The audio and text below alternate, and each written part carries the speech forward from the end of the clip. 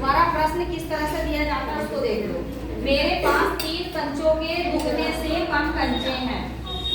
ठीक है, अभी बताया था जैसे पहले किया था तुमने कि 4 कंचों का दुगना कितना होगा है, या 4 कंचों का आधा कितना होगा, वो चीज थी। अब मेरे पास 3 कंचों के दुगने, 3 कंचों का दुगना कितना हुआ, 3 कंचों का दुगना 6 से कम कंचे हैं, यानी कि 6 से तो कम ही रहेगा।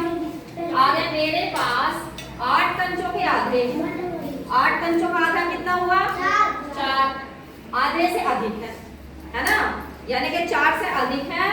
और ऊपर क्या था, किससे 6 कंचों से कम, तो कितना हो गया, पहले इसको देख लो।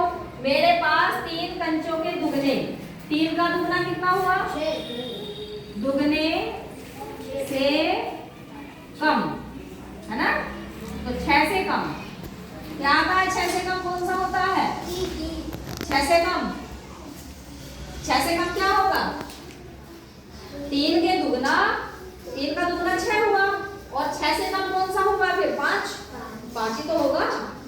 6 का दुगना 3, 3 4 5, या तो 4 होगा या 5 होगा, 3 तो है ही है।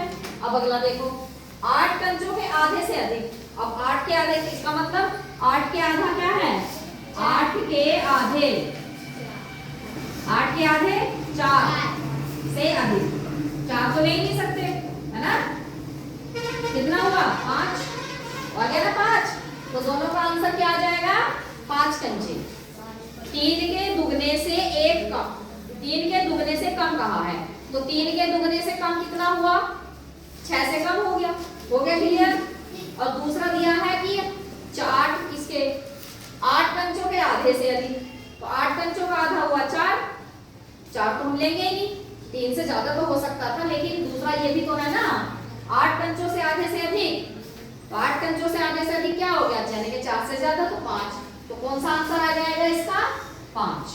हो गया सवाल सही, ठीक है। पहले जो जो दिया है उसको हम पढ़ेंगे और फिर उसके अनुसार करेंगे। अब उन्होंने कहा कि भैया 3 कंचों के दुगने से कम है, तो 3 कंचों का दुगना 6 हो गया, 6 से कम यानी कि या तो 4 हो सकता है या 5, लेकिन दूसरा दे दिया कि 8 कंचों के आधे से अधिक, तो 8 कंचों का आधा हुआ 4, तो 4 हम लेंगे नहीं, इसलिए हमारा 5 आ जाएगा आंसर। ठीक है, हो गया क्लियर जी। हाँ, दूसरा देखो, अब ये बताओ, अब खुद बताना। मेरे पास 4 कंचों के दुगने से कम कंचे हैं, मेरे पास 4 कंचों के दुगने से, 4 कंचों का दुगना क्या हुआ 8, यानी कि 8 से कम है। ठीक, इतना तो पता चल गया। मेरे पास 10 कंचों के आधे से, 10 कंचों के आधे, 10 कंचों का आधा क्या हुआ 5, हाँ, और 4 कंचों के आधे से दुगने से कम, दुगने से कम है ना, तो 4 कंचों का हो गया 8, इससे कम होना है 8 से कम। और ये क्या है 10 कंचों के आधे से अधिक, यानी कि 5 से अधिक, 5 से अधिक, हाँ, आधा आधा कर लिया, दुगना कर लिया, उससे कम उससे अधिक, हो गया क्लियर।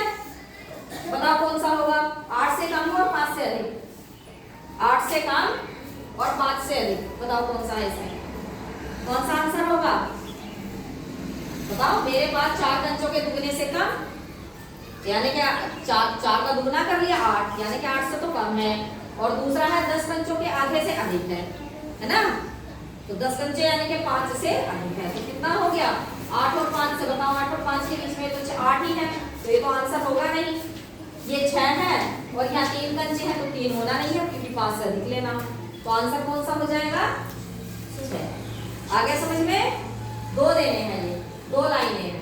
मेरे पास 4 कंचों के दुगने से कम, तो 4 का दुगना हुआ 8, 8 से कम, और 10 कंचों के आधे यानी कि 5 से अधिक, तो 6 हो गया।